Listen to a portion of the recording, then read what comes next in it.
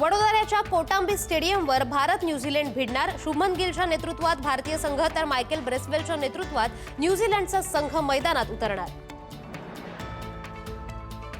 भारतीय संघातून वगळल्यानंतर स्टार अष्टपैलू खेळाडू अक्षर पटेल याचं वक्तव्य, मला कधीच संघातून काढलं जाणार नाही असं वाटलं होतं, असा म्हणाला अक्षर।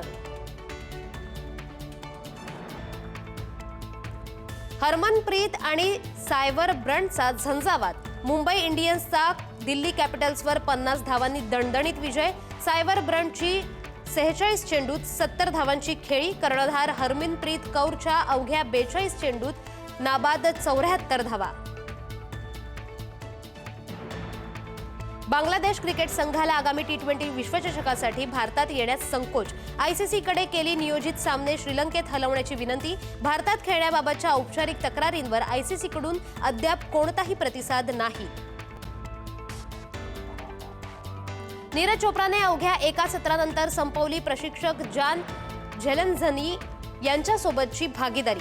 टोकियोतील 2025च्या जागतिक ॲथलेटिक्स चॅम्पियनशिपमध्ये 8व्या स्थानावर समाधान मानल्यानंतर झाला बदल।